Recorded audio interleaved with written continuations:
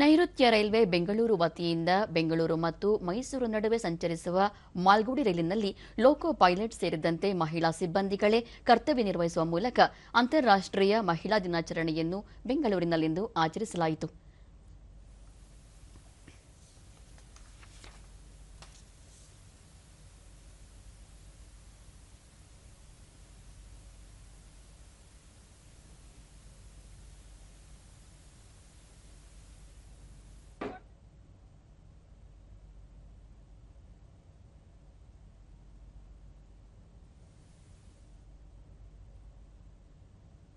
ದೂರದರ್ಶನದೊಂದಿಗೆ ಲೋಕೋ pilot Shirisha 2013ರಿಂದ railway ಇಲಾಖೆಯಲ್ಲಿ ಕರ್ತವ್ಯ ನಿರ್ವಹಿಸುತ್ತಿದ್ದು, ಪ್ರತಿ ವರ್ಷ ವಿಶೇಷವಾಗಿ ಮಹಿಳಾ ದಿನಾಚರಣೆ ಆಚರಿಸಲಾಗುತ್ತಿದೆ.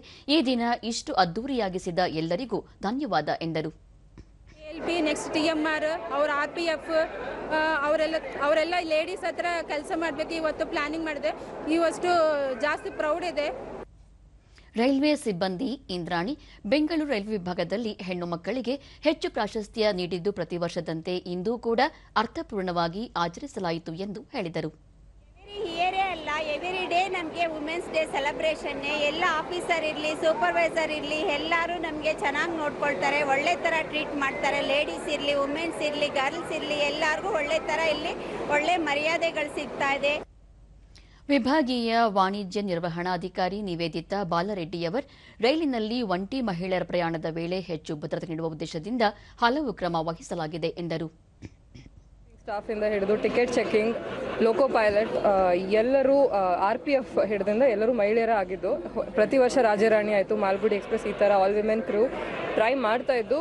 ಇದೇ ಥರ ಆದಷ್ಟು ಮಹಿಳೆಯರು ರೈಲ್ವೆಯಲ್ಲಿ ಕೆಲಸ ಮಾಡಲಿ ಅಂತ ಸಹಕಾರ ಕೊಡೋ ಥರ ಸರ್ ಮಾತಾಡಿದ್ದಾರೆ. ಬೆಂಗಳೂರು ವಿಭಾಗದ ರೈಲ್ವೆ ನಿರ್ವಹಣಾ ಅಧಿಕಾರಿ ಅಮಿತ್ ಕುಮಾರ್ ಸಿನ್ಹಾ ಮಾಲ್ಗುಡಿ ಎಕ್ಸ್ಪ್ರೆಸ್ನಲ್ಲಿ ಮಹಿಳಾ ಸಿಬ್ಬಂದಿ ಕರ್ತವ್ಯ ನಿರ್ವಹಿಸಿರುವುದು ಹೆಮ್ಮೆಯ ವಿಚಾರ. ರೈಲ್ವೆ ಕ್ಷೇತ್ರದಲ್ಲಿ ಮುಂದಿನ ದಿನಗಳಲ್ಲಿ ಮಹಿಳೆಯರಿಗೆ ಹೆಚ್ಚು ಒತ್ತು ನೀಡುವ ಉದ್ದೇಶವಿದೆ ಎಂದರು. This activity has to be accelerated, promoted by all of us, whether it's a government department or private sector or in society. So this is a very proud moment for all of us, and I hope that the path we are taking will continue, and ultimately the target will be achieved that we are all aiming to.